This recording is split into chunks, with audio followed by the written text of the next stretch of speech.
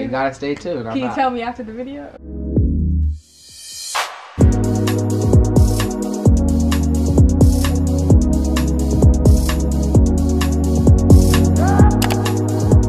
What's up, guys? It's Dom. I'm back again with another episode of Domversations, and I'm here with a very special guest. Myles. If you haven't heard already, or if you haven't seen anybody rocking it, he came out with a clothing line called Regularly Blessed, which I love. This apparel is literally sauce. I don't even appreciate it. I don't know the slangs, but I don't either. It's clean. fire. It's clean. It's saucy. It's wet. It's a hot boy right now. It's stylish. It's cracking. It's him. The boy is him. He started his own clothing line, which is really successful. It's hard to kind of do that, to start from you have a vision and then to act on it and then for it to be successful. This ties in today's topic of reaching your goals and everything that comes with it. Finding your passion, setting your goals, reaching them, and the aftermath of it, and with like the adversity that ties into it. On a personal level, how did you find your passion, and what is your passion? My passion is helping out people. Right. From the get-go, from being a little kid.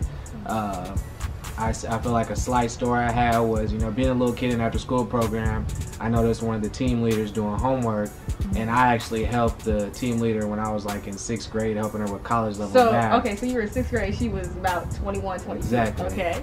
Helping her with her math, and it wasn't even like it was hard because math has always been easy to me. Just helping out that person, I realized I found my passion in seeing somebody else succeed. So that's where my passion stands from. Sometimes people say, oh, like you gotta live your life to find your passion, but he was in 6th grade. Like you can find your passion anywhere, and that's amazing. Helping people, that's a wonderful passion. So did you tie in like helping people into the Regularly Blessed, or was that like another passion that you just thought of too? It wasn't more so a passion, but just a statement. I feel like everybody is a blessed individual to begin with. Where we all get time, and I feel like that time is a blessing in itself. There's people who have their time cut short, so the fact that we get another day, minute, hour, month, year, all that is a blessing in itself. So I feel like tying into that, it's regularly, regularly means an occurring thing. So I feel like that's where I tied in Regularly Blessed. Yeah, that's pretty cool too, because I think that sometimes when we talk about being blessed, it's always like when good things are happening, but like the regularly is speaking for even the bad times. Like you're blessed through the bad and good times. So like that's fire. Talk about your passion of helping people, and then you have your clothing line Regularly Blessed. How do those two tie into each other? I feel like the passion with my clothing brand is because I'm able to bless others, and I feel like that's a blessing in itself. So I feel like I tied that to my passion of my clothing brand,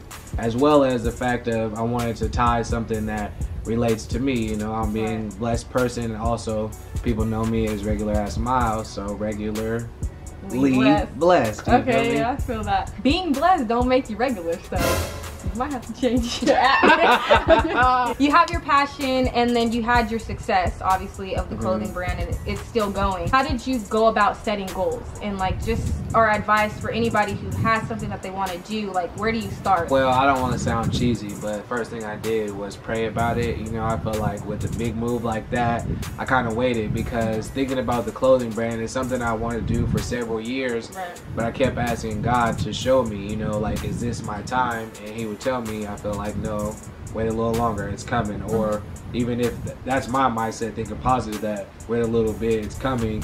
But it could have been just, no, it's not your time. So I just went with the flow of what God was telling me about it, saved some money up, was able to make the move, and went through with it. You got a clock too. Yes, on your clothing. I don't know if that ties. Do you want to turn? Is it on the back? Yeah, so we have the clock on the back.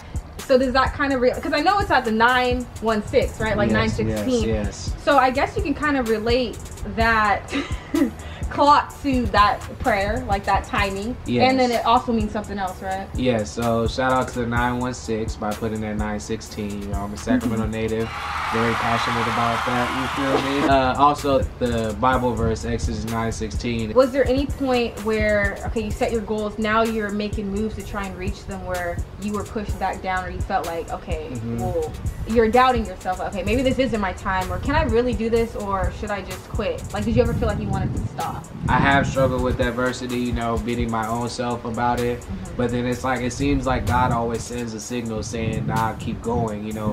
And that's in the time of doing it. Before that, you know, I would have the struggles, you know, like, you know, when you come with something to God and say, like, I want to do this, you expect it, you know, thou ask, you know, thou receive. So it's like, I expected it to happen, but, you know, having to understand that it's not my time, you know, like something will pop up, like if I had money saved, you know, car breaks down, gotta buy something for the car, you know, or have to move, or rent raises, or, you know, somebody needs to borrow some money. Gets in the way. Yeah, so there's always adversity that challenges, but I feel like it's a way of God telling me not yet, you know. And then when I had the opportunity to go forth and make the motions, you know, it also took maturity, because with saving money, I feel like it's something that I matured with, because I thought of, you know, spreading it out, and I did that with my clothing. Each season I've been able to be dropping stuff. Summer I had stuff, you know, dropped, but I wasn't able to push it as much as I could, just because this summer especially I had a lot of changes in my life. So I guess I could tie that into the adversity of being an owner of the brand, and also being the only head of it. You know, I don't have a team that, you know, is on this panel with me. You know, I have my supporters as my team, but as far as pushing stuff goes, it's like it's all on me. So because of the changes in my life, that's a type of adversity that I've had. I think that ties into just everyday life too, because I mean, with anything, like sometimes things get in the way and it's like, all right, I'm done, I quit. Or like, even like what you said, like sometimes you ask God for something and sometimes you don't get it when you want it, but his timing is always right. And I feel that because of the adversity, because of the delays, because of all that, it just made that success that much better, and you learned and grew from it. What goals have you reached that you set? The fact that my first drop did so successful is, I felt like, a goal in its own.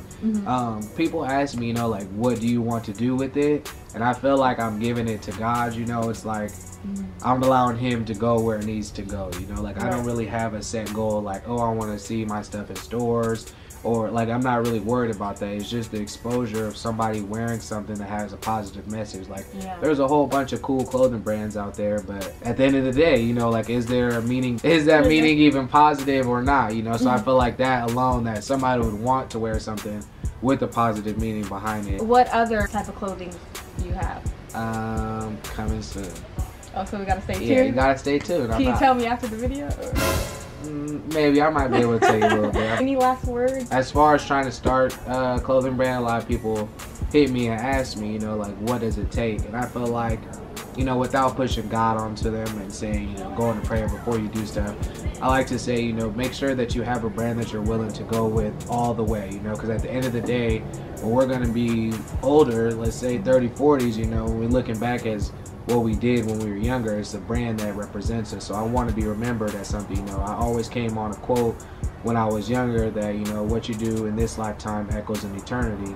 So I try to go off that, you know. If it's a brand that you choose to make sure that you're going to go all the way through. I went with regularly blessed because, you know, blessing doesn't just tie into Christianity. Like, somebody could be a Buddhist, Islamic, you know, all types of Jewish, you know, all types of religions, and be a blessed individual. I feel like it's something that everybody can relate to. I'm so glad that you came to speak on your clothing line and share basically your personal story and tie it into, you know, a normal story that we all face about finding your passion, setting goals, reaching them, the aftermath of it, and even like adversity. It's never an easy journey or an easy path, but don't give up. Thank you for watching. Stay tuned for more episodes.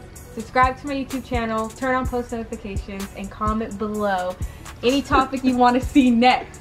But yeah, thank you for watching.